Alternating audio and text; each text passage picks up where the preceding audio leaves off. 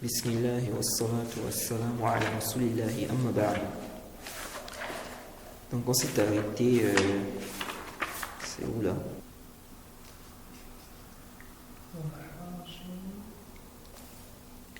Wayatba'u, je crois que c'est ça. Wayatba'u haza. Donc à la page 121. ويتبع هذا بسم الله والصلاة والسلام على رسول الله وعلى آله وصحبه أما بعد. قال المصنف رحمه الله: الفرع الثالث وهو أنه يجب على المسلم في نبيه صلى الله عليه وسلم أن يعتقد عموم رسالته إلى الثقلين، وأنه صلى الله عليه وسلم بلغ البلاغ المبين، وأنه قد بلغ ما أمره الله به، لم يزد عليه ولم ينقص منه. Naam. Le cheikh dit ici, troisièmement, il est obligatoire pour le musulman, concernant vis-à-vis de son prophète, de croire en la généralité ou bien en l'universalité de son message, donc du message du prophète. Donc il doit croire que le prophète est envoyé aux djinns et aux êtres humains. Ok? Ça c'est une obligation. Ne pas croire en cela, c'est de la mécréance. Et Allah a dit, Sourate 21 au verset 107, nous ne t'avons envoyé qu'en tant que miséricorde pour l'humanité tout entière. وَمَا أَرْسَلْنَاكَ إِلَّا رَحْمَةً لِلْعَالَمِينَ. Donc celui qui dit que le prophète est envoyé seulement aux Arabes, ou bien il est envoyé seulement pour une époque, donc il n'a pas été envoyé à l'humanité tout entière, celui-là il sort de l'islam parce qu'il a démenti les textes qui sont clairs sur ce sujet. Donc le musulman doit croire que le prophète est envoyé à l'humanité tout entière, et il doit croire que le prophète a transmis clairement le message, et il a transmis ce qu'on lui a demandé de transmettre. Il n'a point ajouté, il n'a point retranché, il n'a ni ajouté ni retranché quoi que ce soit dans cela. وكذلك جميع النبيين والمرسلين بلغوا البلاغ المبين البلاغ التام. Le cheikh dit de même tous les prophètes et messagers, ils ont clairement transmis le message, le message de manière complète. Donc ils ont clairement transmis le message, ils ont totalement transmis le message. وها هنا تنبيه نعم. وهو أن اجتهاد النبي صلى الله عليه وسلم فيما لم ينزل عليه فيه وحي له ثلاثة أحوال. وهو أن اجتهاد النبي صلى الله عليه وسلم فيما لم ينزل عليه فيه وحي له ثلاثة أحوال. نعم. إحداها أن ينزل الوحي بموافقته. نعم. وثانيها أن يسقط عنه الوحي. نعم. وهذان شرع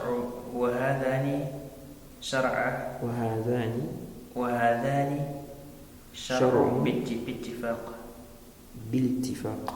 وهذان الشرع بالاتفاق.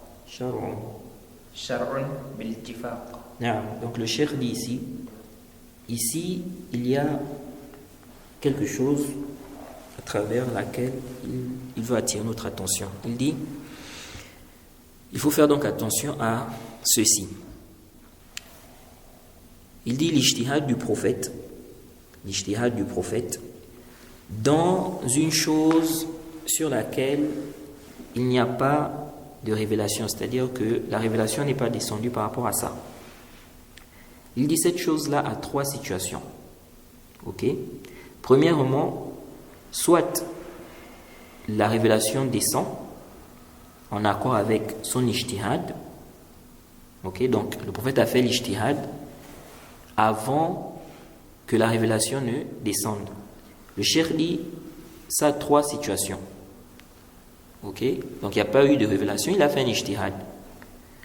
Le cheikh dit ça 3 situations. Premièrement, la révélation descend en accord avec ce qu'il a fait comme ijtihad.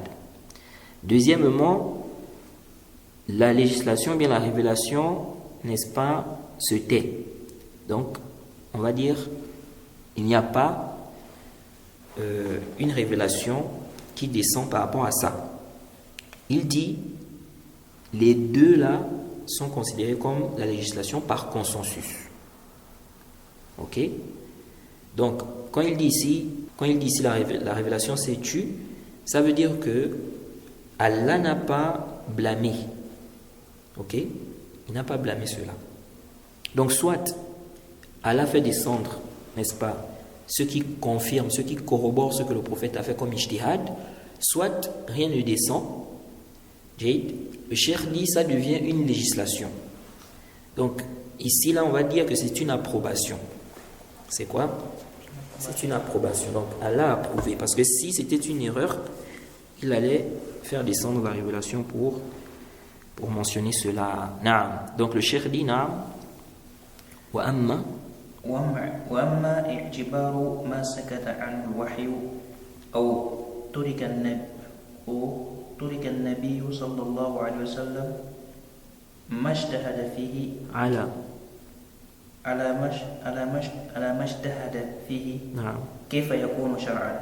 Donc le cheikh dit par rapport à en ce qui concerne donc ce sur quoi la révélation s'est tue, ok, ou bien ce sur quoi on a laissé le prophète, ok, donc on a laissé le prophète sur cet ijtihad là.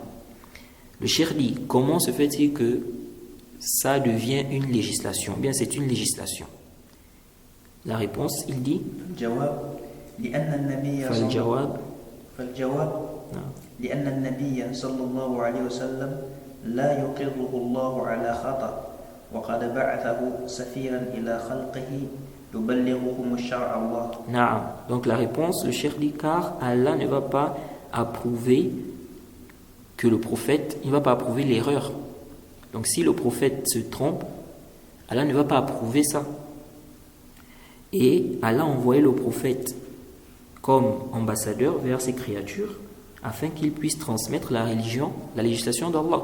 Donc Allah envoie le prophète pour qu'il transmette la religion. Donc s'il dit quelque chose et que c'est une erreur, Allah ne va pas laisser ça comme ça, il ne va pas approuver ça. Donc du moment où Allah n'a pas fait descendre un texte, ou bien il n'a pas révélé quelque chose pour désapprouver la chose, donc la chose sur laquelle le prophète, n'est-ce pas, fait l'ijtihad, ça montre qu'il a approuvé ça et donc ça devient une législation. Donc c'est comme si il avait révélé ça même si il n'a pas fait descendre un texte, mais du moment où il a approuvé ça, ici c'est une législation. الحالة الثالثة ما نزل الوحي بخلافه فهذا ليس بشرعي ولكن لا يجوز اللوم النبي صلى الله عليه وسلم من قبلنا ولا تثريب عليه في هذا الاجتهاد الذي نزل الوحي بخلافه ولا تثريب عليه في هذا الاجتهاد الذي نزل الوحي بخلافه لأن ذلك قدح في رسالته صلى الله عليه وسلم. ولا تثريب parce que لا يجوز لوم النبي صلى الله عليه وسلم. Donc ولا تثريب عليه في هذا الاجتهاد الذي نزل الوحي بخلافه لأن ذلك قدح في رسالته. نعم. Donc le cheikh dit deuxième situation, c'est ce sur quoi la révélation descend et qui est contraire à l'ijtihad du prophète. Ok, donc le prophète a fait l'ijtihad, maintenant la révélation est descendue contraire à son ijtihad. Le cheikh dit ici que ça, ce n'est pas notre législation, ça ne devient pas une législation. Donc on ne doit pas suivre ça. Jaïd. Le cheikh dit, c'est-à-dire, là il parle de quoi? De l'ijtihad ici du prophète. Donc le prophète a fait un ijtihad, la révélation est descendue contraire à son ijtihad. Donc ici, là, son ijtihad, là, ne devient pas quoi? La législation. Il dit, mais il n'est pas permis de blâmer le prophète. C'est-à-dire, nous n'avons pas le droit, nous, de blâmer le prophète par rapport à cela. De réprimander le prophète par rapport à cet ijtihad-là. Sur lequel la révélation est descendue. Donc, contraire à son ijtihad. Il dit car ceci est quoi? C'est un dénigrement de sa risala. C'est un dénigrement de sa risala. القاعدة السابعة هذه القاعدة متممة للقاعدتين هذه ou bien هذه؟ هذه القاعدة لا هذه نعم هذه القاعدة متممة للقاعدتين قبلها ولكن أحببنا أن نبرزها لأن بعض المنتسبين إلى شريعة محمد صلى الله عليه وسلم ليسوا متفقين في الانقياد لله ولرسوله فالمنقاد لحكم الله ولحكم رسوله صلى الله عليه وسلم تمام الانقياد هم أهل السنة والجماعة هم أهل السلفية. Le cheikh dit ici, cette qaïda vient compléter les deux précédentes. Donc les deux règles précédentes. Donc cette règle vient compléter les deux règles précédentes. Il dit, mais nous avons voulu extérioriser cela, car, ou bien mentionner cela, car certains parmi ceux qui se réclament de la législation de Mohammed ne sont pas d'accord sur quoi? Le fait de se soumettre, n'est-ce pas, à Allah et à son messager. Il dit ceux qui se soumettent au jugement d'Allah et au jugement de son messager d'une soumission complète sont les gens de la sunna. Et ce sont les salafis. Ce sont les salafis. Les autres, il y a des choses qu'ils délaissent. On dit non, ne suis pas ça. Comme ceux qui disent les hadiths ahad, on ne prend pas ça dans la aqida. Ça, ce n'est pas la croyance des gens de la sunna. C'est complètement bon. Le hadith, qu'il soit ahad ou pas, s'il est authentique, on le prend, que ce soit dans la croyance ou dans les ahkam. Sachant que, comme disait le Cheikh Al-Albani, même les ahkam là, c'est aussi la croyance. Quand on dit halal, haram, tu crois que c'est halal, c'est une croyance. Tu crois que c'est haram, c'est une croyance. Naam. فالانقياد لحكم الله ولرسوله ينبني على ثلاثة. De même aussi, je profite aussi à parler de cela, les Asha'ira par exemple. Les Asha'ira, ils ne sont pas des gens de la sunna. Eux, ils font quoi? Ils interprètent les attributs d'Allah. Ils n'affirment pas les attributs d'Allah comme cela est venu dans les textes, comme cela est demandé. Donc il y a une partie, tu vas voir que les sectes là c'est ça, il y a souvent une partie qu'ils délaissent, des choses qu'ils délaissent. Or les gens de la sunna, ils se soumettent au jugement d'Allah et de son messager. Naam, il a dit فالانقياد لحكم الله ولرسوله ينبني على ثلاثة أمور. نعم. إذا أتمها العبد كان انقياده تاما. نعم. وإن لم يستكملها كان انقياده لله ولرسوله ناقصا. نعم. Donc le cheikh dit ici, la soumission au jugement d'Allah et au jugement du messager repose sur trois choses. Si le serviteur a complété cela, alors sa soumission est complète. Et s'il ne complète pas cela, sa soumission pour Allah et son messager est déficiente. Donc il y a un manque. Et on avait vu, quand le cheikh avait dit, lorsque le cheikh avait parlé du suivi du prophète, il a dit que celui-là qui fait 4 choses, il aura quoi concrétiser son suivi du prophète. C'était quoi? Non. Non.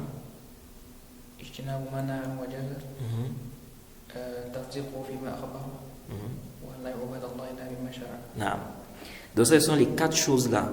Et on avait dit que ce n'est pas de manière absolue parce que un musulman peut avoir des faiblesses. Il peut parfois délaisser certaines choses qui sont obligatoires ou bien tomber dans des interdits. Est-ce qu'on va dire que celui-là, sa shahada n'est pas sahiha? On a dit que tout dépend de ce qu'il a délaissé. Tout dépend de ce qu'il a eu à faire. Ok? Donc ici, le cheikh apporte des précisions. C'est pourquoi il dit, celui qui n'a pas complété ça, il dit que son inqiyad ici est quoi? C'est naqis. Donc il n'a pas dit ici que ce n'est pas sahih. Et comme on avait dit, tout dépend en fait. Tout dépend de sa contradiction, ce qu'il a contredit en fait. Donc le cheikh dit, premièrement, الأمر الأول فعل ما أمر الله به فعل ما أمر الله به ورسوله.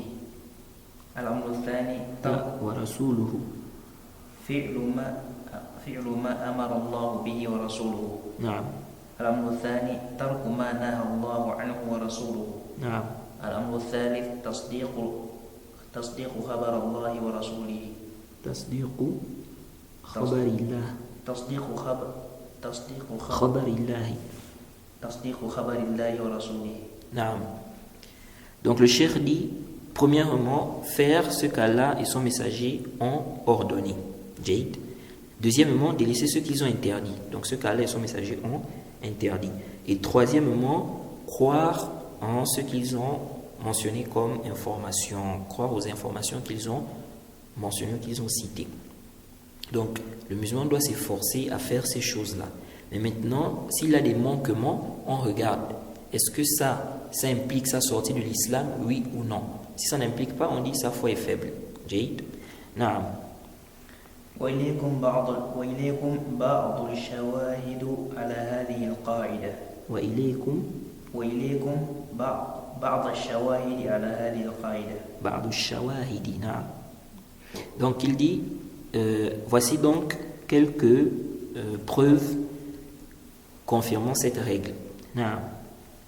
قال الله تعالى وما آتاكم الرسول فخذوه وما نهاكم عنه فانتهوا واتقوا الله إن الله شديد العقاب. واتقوا الله إن الله شديد العقاب. نعم. Donc le cheikh dit, Allah a dit, ce que le messager vous donne, prenez-le, et ce qu'il vous interdit, abstenez-vous-en. Et craignez Allah, certes Allah est dur en punition. Donc ce verset nous montre l'obligation de suivre le prophète. Si le prophète a dit faites ceci, on doit le faire. S'il dit délaissez cela, on doit le faire. Jade. Les Qur'aniyoun, quand on cite souvent ce verset-là pour les réfuter, ils disent non, ce verset parle du butin. Ce verset parle du butin. C'est vrai, quand on lit le contexte, c'était la question ici, c'était sur le butin. Ok? Mais nous disons, ça n'empêche pas, n'est-ce pas, qu'on s'argumente de ce verset pour dire que ce que le prophète nous demande de faire, on doit faire. Ce qu'il nous demande de délaisser, on doit délaisser. Pourquoi? Si Allah demande aux musulmans de prendre ce que le prophète leur donne et de délaisser ce qu'il leur demande de délaisser pour une chose de dunya, alors que dire de quoi? Que dire de la religion? Ça c'est aoula. Parce que ça c'est le butin, quelque chose de dunya. Ok, quelque chose de dunya, on dit ce que le prophète vous donne, prenez. Ce qu'il vous dit de laisser, il faut laisser. Maintenant, que dire de la religion? Il te dit fais telle adoration. Il te dit délaisse telle chose. Et si tu dois dire non, je ne dois pas obéir, tu dois obéir. Donc, le fait que le verset était dans un contexte où on parlait du butin, ça n'empêche pas, n'est-ce pas, que ça soit aussi, qu'on utilise ça pour parler, n'est-ce pas, de ce qui est plus que le butin. نعم. والمعنى مهما يأمركم به محمد صلى الله عليه وسلم من شيء فعليكم فعله.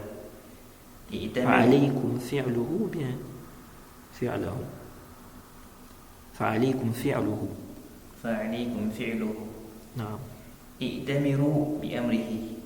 ومهما ينهاكم عنه نبيكم محمد صلى الله عليه وسلم عن شيء فعليكم اجتنابه مع التنبيه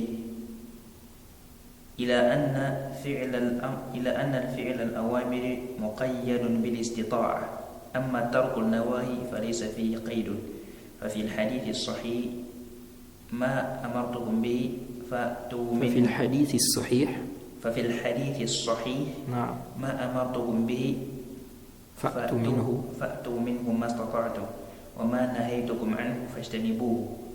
نعم. Le cheikh dit, le sens donc du verset, il dit, peu importe ce que le prophète va vous ordonner, faites-le, suivez son ordre, et peu importe ce qu'il va vous interdire, n'est-ce pas, délaissez-le ou bien écartez-vous de cela. Il dit, tout en précisant que faire, n'est-ce pas, ou bien mettre en application les ordres, c'est quelque chose qui est restreint par quoi? La capacité. Il faut avoir la capacité. Si quelqu'un n'a pas la capacité, on ne peut pas imposer à une âme ce qui est au-dessus de ses capacités. Il dit, quant au délaissement des interdits, ça, il n'y a pas de restriction. Il n'y a pas de restriction. Il dit, c'est venu dans le hadith sahih, le prophète a dit, ce que je vous ordonne, faites-le, selon la mesure de vos capacités. Et ce que je vous interdis, écartez-vous-en. Donc quand il a parlé de l'interdiction, il n'a pas dit ici selon la mesure de vos capacités. Parce qu'en réalité, on te demande de délaisser quelque chose, c'est un tark. C'est un tark. Contrairement au fi'al. Le fi'al, on te demande de faire, donc ça peut te demander quoi? Plusieurs choses. Ok? Or là, on te demande juste de délaisser. Laisse. Non. فالواجب على المسلم أن يفعل أوامر الله ورسوله صلى الله عليه وسلم ما استطاع ذلك وما عجز عنه من الأوامر فالله عفو كريم كما أخبر النبي صلى الله عليه وسلم. Non. Donc le cheikh dit, ce qui est obligatoire sur le musulman, c'est de faire ce qu'Allah a ordonné, ainsi que son messager, selon ses capacités. Donc, en fonction de ses capacités, comme il peut. Et ce qu'il est incapable de faire dans les ordres, dans ce qui a été ordonné, il dit, le cheikh dit, Allah est pardonneur. Ok? Comme le prophète a dit. Donc ce que tu ne peux pas faire, on ne peut pas imposer à une âme ce qui est au-dessus de ses capacités. C'est pourquoi même les savants, quand ils ont parlé de la question de celui qui ne peut pas bouger la tête, il ne peut pas bouger la tête. Par exemple, quelqu'un est paralysé. Est-ce qu'il doit encore prier? Les savants ont dit ne prie plus. Parce qu'il ne peut pas faire le sujoud. Ils ont dit le sujoud, c'est un pilier dans la prière. On ne peut pas avoir une prière, il n'y a pas de sujoud dans ça. Et lui, il ne peut pas faire le sujoud. Il ne peut pas baisser la tête, faire le iman, il ne peut pas faire ça. Et donc ils ont dit la prière n'est plus wajib sur lui. D'autres savants ont dit non, il prie, n'est-ce pas, même avec le cœur. D'autres ont dit avec les yeux, etc. Selon le tafsir là-bas. Mais en sahih, ici là, la prière tasqut. Donc il ne prie plus. Et il est pardonné parce que il ne peut pas faire le sujoud. Non. كما أنه يجب عليه أن يبتعد عن النواهي فهي محارم الله وحماه وقال سبحانه وتعالى وما كان لمؤمن ولا مؤمنة إذا قضى الله ورسوله أمرا أن يكون لهم الخيرة من أمرهم. الأحزاب. Non, le cheikh dit ici, de même il est obligatoire de s'écarter de ce qui est interdit. De ce qu'Allah interdit, les choses qui sont prohibées et les limites d'Allah. Il dit, Allah a dit, il ne convient pas à un croyant et à une croyante, si Allah et son messager ont déjà décidé d'une chose, d'avoir encore le choix dans cette chose-là. Donc, ça c'est le comportement du croyant. Allah a dit, le prophète a dit, c'est fini. Ça lui suffit. Mais les gens qui suivent les passions, eux, tu peux dire Allah a dit, le prophète a dit, lui fait quoi? Il suit sa passion. Non. وأمر معناه شأن وشأن يتضمن الأوامر والنواهي لأن الأمر له معناه شأن نعم وشأن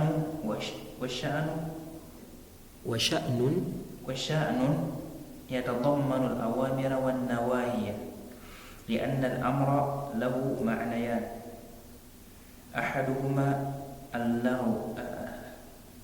أحدهما اللغوي. أحدهما لغوي والآخر اصطلاحي. Non, le cheikh dit wa amran ici là, ça le sens de sha'n, donc l'affaire, la chose.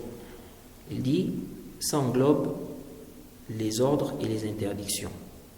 Il dit car l'ordre peut avoir deux sens, le sens linguistique et le sens terminologique, ou bien on va dire le sens lié à la législation. نعم. فالأمر بمعناه اللغوي يطلق على الحال والشأن والفعل. نعم. Donc l'ordre dans son sens linguistique, ou bien l'amr dans son sens linguistique, il dit on utilise ça pour parler de la situation, l'affaire, l'acte, l'action. نعم.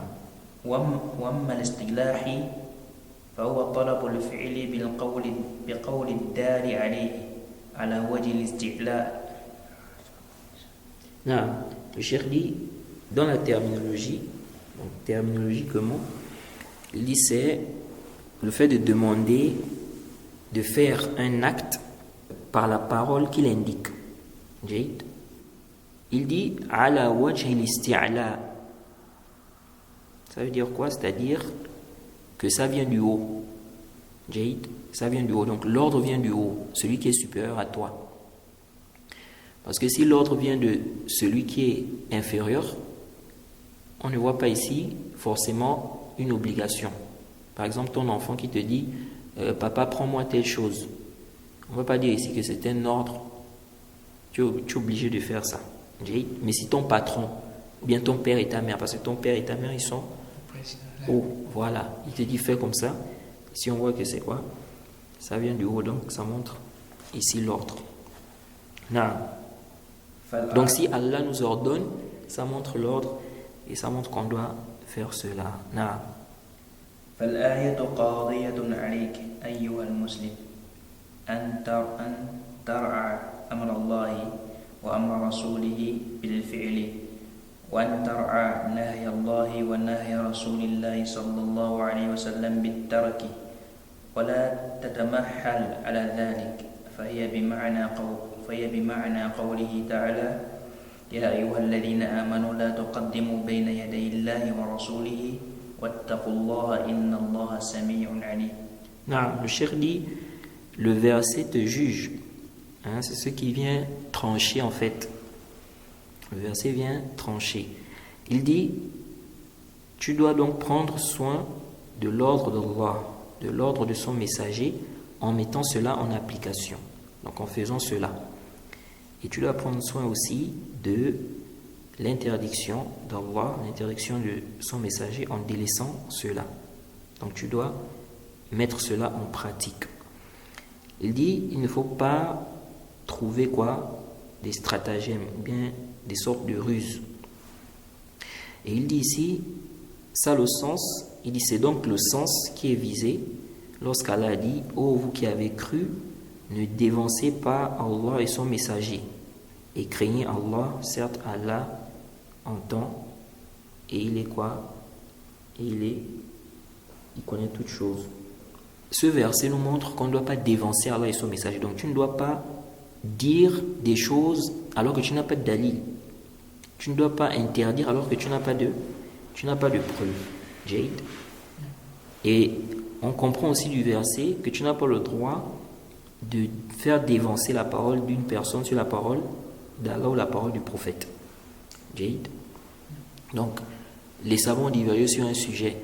Tel savant a dit c'est haram, l'autre a dit c'est halal. Le savant a apporté le dalil que c'est haram par exemple. Ici tu suis le savant qui a apporté le dalil. Parce que ici il y a le dalil que c'est haram. Le prophète a dit que c'est haram par exemple. Ici tu suis ça. Et tu n'as pas le droit de faire quoi? De délaisser ça. Pour suivre la parole de quelqu'un d'autre. Et subhanallah, parmi les causes qui font en sorte que Allah aime le serviteur, le fait qu'il suive le prophète. Jade, le fait qu'il suive le prophète. C'est pourquoi le fait de toujours faire dévancer ou bien de toujours dévancer la parole du prophète sur les paroles des gens, paroles de tel savant, ça c'est parmi les causes qui feront en sorte qu'Allah t'aime et il va te guider. Jade.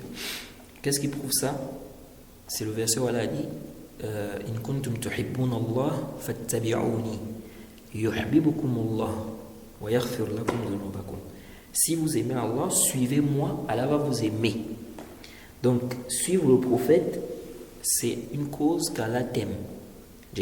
Donc, même lorsqu'il y a des divergences, les savants divergent, oui, le dalil est où? Le prophète a dit comme ça, ah, moi je suis la parole du prophète. Mais tel savant a dit, non. Oui, le savant l'a dit, on le respecte, mais je ne peux pas prendre sa parole sur la parole du prophète. Les gens qui se comportent comme ça, tu verras que c'est des gens qu'Allah va souvent guider. Ce sont des gens qu'Allah va aimer. Contrairement à ceux-là qui, ils laissent les paroles du prophète. Non, l'imam Malik a dit, l'imam Shafi a dit, même si je cite la parole du prophète, il laisse ça pour suivre quoi? La parole de son imam. Et de là aussi, celui qui a moins de science peut être guidé, il peut être guidé par rapport à celui qui a plus de science. Jaïd. Parce que lui, il a les asbab, il a pris les asbab qui font en sorte que Allah le guide. Il a pris les asbab qui font en sorte qu'Allah le guide. Et parmi ces asbab-là, le fait de quoi? De suivre le prophète. Ça, c'est très important parce qu'aujourd'hui, beaucoup de gens sont éprouvés avec ça. On laisse la parole du prophète, on suit la majorité des gens. On laisse la parole du prophète, on suit tel savant, tel savant. Non. وأما تصديق الأخبار فهذا أيضا يجب على المسلم أن يصدق ما جاء به كتاب الله كذلك. وأما reprends s'il te plaît. وأما تصديق الأخبار فهذا أيضا يجب على المسلم أن يصدق ما جاء به كتاب الله كذلك وما صحت به سنة النبي صلى الله عليه وسلم من الأخبار سواء كانت الأخبار في الماضي وفي المستقبل ومن الأخبار ما يتضمن أمرا أو نهيا أو نهيا. Non, le cheikh dit, quant au fait de croire, ok, il dit donc croire aux informations, il dit ça aussi, le musulman doit obligatoirement croire, n'est-ce pas, en ce qui est mentionné dans le livre d'Allah. Il doit croire en ce qui est mentionné dans le livre d'Allah. Il dit, et ce qui est authentique de la sunna du prophète Mohammed sallallahu alayhi wa sallam comme information. Donc, il doit croire en ce qui est dans le kitab, il doit croire aussi en ce qui est prouvé dans la sunna. Donc le cheikh a dit, ma sahhat, parce qu'il y a ce qui est faible. Donc ce qui est faible, il ne faut pas, n'est-ce pas, on ne doit pas croire, n'est-ce pas, aux informations qui ne sont pas prouvées. Jaïd. On croit en ce qui est prouvé. Parfois il y a des gens, ils citent des hadiths, des textes, ce n'est pas authentique, mais lui il croit quand même. Vous voyez, ça c'est dangereux. Parce que parfois il y a des informations, déjà même il y a des informations parfois qui ont un rapport avec le monde invisible. Et toi, tu vas mettre ta croyance dans ça alors que ce n'est pas authentique. C'est venu dans un texte qui n'est pas authentique. Jaïd. Ou même si ça n'a pas un rapport avec le monde invisible, mais ce n'est pas prouvé. Non. Donc le cheikh dit, ce qui est prouvé de la sunna du messager comme information, que ces informations soient des informations dans le passé. Donc il parle de ce qui est passé ou de ce qui va arriver, comme par exemple les signes de la fin des temps, ce qui va arriver, ou bien que ces informations renferment un ordre ou une interdiction. Parce qu'on a aussi des informations parfois qui renferment un ordre ou une interdiction. Donc tout ça là, le musulman, le croyant doit y croire. Naam.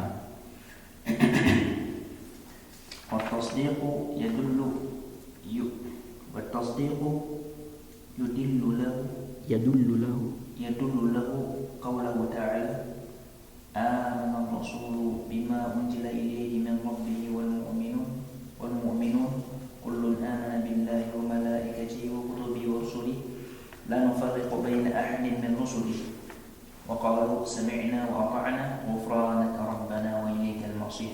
Non, donc le cheikh dit, en ce qui concerne le tasdiq, qu'est-ce qui prouve cela? Donc tu dois croire aux informations là. Il dit, le messager a cru, donc il a cité le verset, il a dit, sur une traduction rapprochée, le messager a cru en ce qui a été révélé de son Seigneur. Jaïd. De même que les croyants. Tous ont cru en Allah, aux anges, aux livres, aux messagers, et ils ne font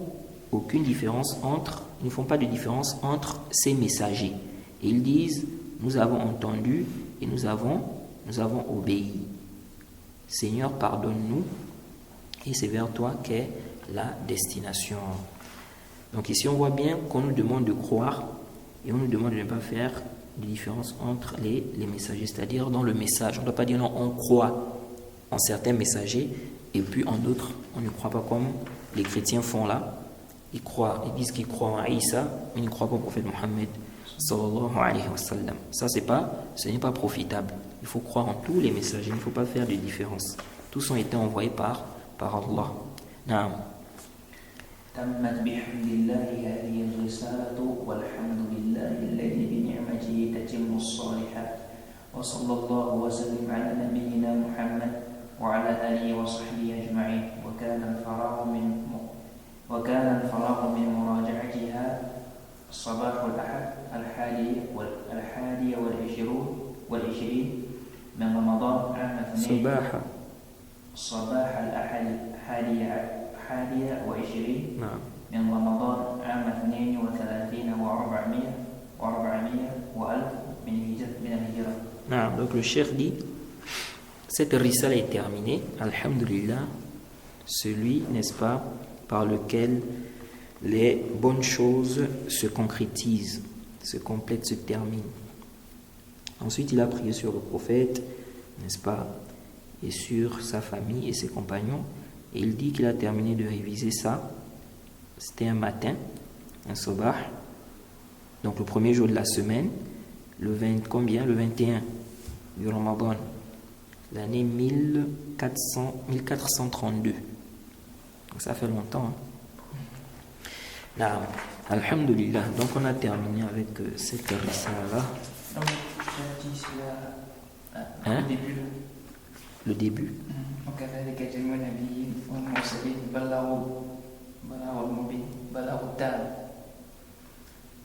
Je n'ai pas compris.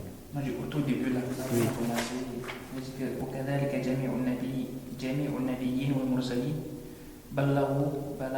نعم بلغوا البلاغ المبين نعم البلاغ التام نعم ils ont transmis de manière complète. Si quelqu'un dit par exemple quelqu'un dit que mais ils ont transmis complètement, pourquoi je trouve toujours des divergences magnifiques sur la vérité, l'autre n'a pas la vérité, il n'y a pas, on cherche le détail clair, on ne voit pas. Mais non, la divergence, parfois c'est dû à quoi? En général, les divergences sont dues aux compréhensions. C'est les compréhensions. Le fait que les savants divergent n'est pas la preuve que le prophète n'a pas transmis ou bien que les prophètes n'ont pas transmis. Non, ils ont transmis, mais maintenant, Allah a voulu par sa sagesse qu'il y ait quoi? Qu'il y ait des divergences. Même les paroles claires, parfois tu trouves des divergences, malgré que c'est clair. C'est-à-dire la parole est claire, mais quand même il y a divergence. Par exemple, le prophète a dit إِذَا دَخَلَ أَحَدُكُمُ الْمَسْجِدَ فَلَا يَجْلِسْ حَتَّى يُصَلِّي رَكَعَتَيْنِ. Si l'un d'entre vous rentre à la mosquée, il ne doit pas s'asseoir s'il n'a pas prié quoi? 2 rakats. Ça c'est une parole qui est claire. Le prophète dit de ne pas s'asseoir. Mais les savants ont divergé. Dans une version, le prophète dit إِذَا دَخَلَ أَحَدُكُمُ الْمَسْجِدَ وَالْإِمَامُ يَخْطُبُ. Si l'un d'entre vous rentre à la mosquée et l'imam est en train de faire la khutbah, il ne doit pas s'asseoir s'il ne prie pas quoi? 2 rakats. Ou bien qu'il fasse 2 rakats avant de s'asseoir. Ça c'est encore clair. On dit quand l'imam fait la khutbah. Mais tu trouves qu'il y a des savants qui ont dit non, quand l'imam fait la khutbah, toi si tu rentres, il ne faut pas prier. Tu dois t'asseoir et écouter la khutbah. Ils disent parce que ici là, c'est obligatoire de quoi? D'écouter la khutbah. Alors que le prophète dit bien l'imam est en train de faire la khutbah. Donc malgré que le texte est clair, il y a quand même quoi? Divergence. Donc parfois le texte n'est pas parvenu au savant. Ça entraîne la divergence. Parfois le texte n'est parvenu, mais le savant a vu un autre dalil. Lui il croit que ce dalil-là vient montrer que c'est pas comme ça qu'il faut comprendre ce texte-là. Donc il y a plusieurs causes qui montrent, plusieurs causes qui font en sorte que les savants divergent. Le Cheikh al-Islam a expliqué ça dans son livre Raf' al-Malam. Mais dire que parce qu'il y a divergence, donc les prophètes, ou bien le prophète n'a pas tout expliqué, non. Le prophète a expliqué, il a détaillé, mais sauf que les gens divergent maintenant au niveau de quoi? Ils peuvent diverger au niveau de la compréhension, ils peuvent diverger parce que l'autre n'a pas vu le texte, etc. En fait, toutes les causes de divergence. Et le bayan du prophète, c'est pas forcément textuellement. Le prophète veut faire le bayan par l'acte. Il a éclairci par son acte. Donc ça aussi, ça rentre dans quoi? Ça aussi, ça rentre dans le bayan. Maintenant, parfois, par exemple, il y a des masaïl, on va dire, il n'y a pas un texte clair. Ok, il n'y a pas un texte clair qui montre l'interdiction de telle chose, par exemple.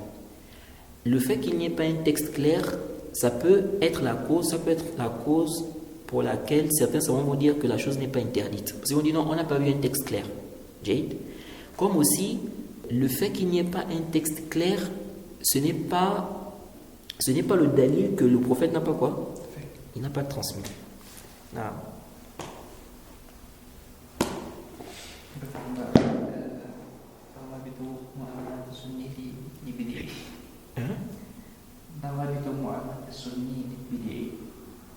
Ça c'est où? C'est quel numéro?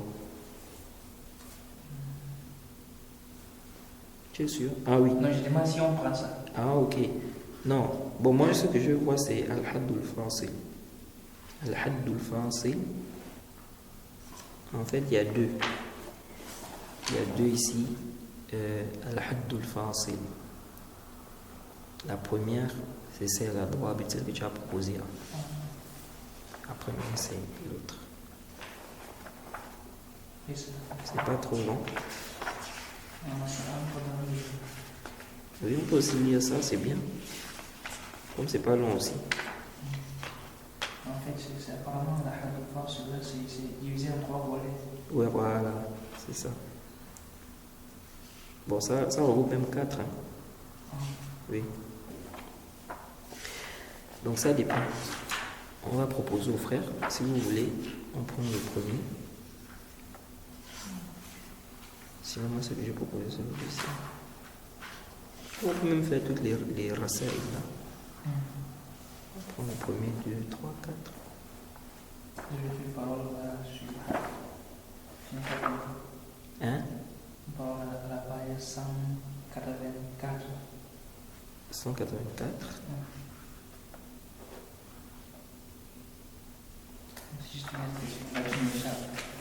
Oui, oui.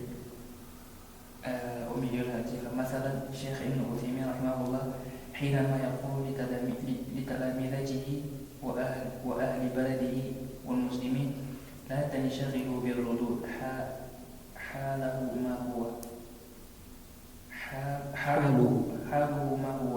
حاله على السنة يقررها ويدعو إليها ويدفع عن أهلها بقدر ما أوتي. l'expression je comprends pas. وقرينة الحال تدل في الحقيقة على المراد من المقال. Qu'est-ce que tu n'as pas compris en fait?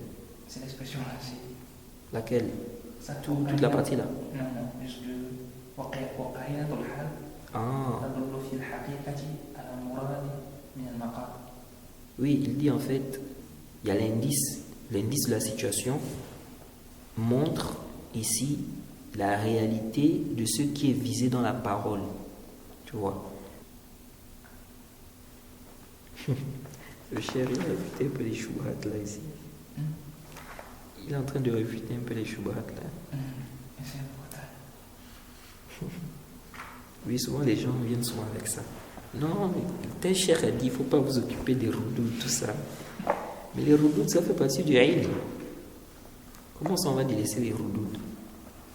Non, mais c'est vrai que il ne faut pas que ça te détourne aussi de l'apprentissage d'autres choses, etc., d'autres choses qui sont importantes. Mais dire aux gens qu'il faut délaisser les roudoud, ça c'est... On met les gens dans les garons. Sinon les gens vont propager leur faux. Il n'y aura personne pour réfuter. Alhamdulillah. Je pense qu'on a fait ça en combien de cours là? 12, hein? Je pense 12 cours. Pas long. Wa subhanaka Allahumma wa bihamdik wa ashhadu an la ilaha illa anta astaghfiruka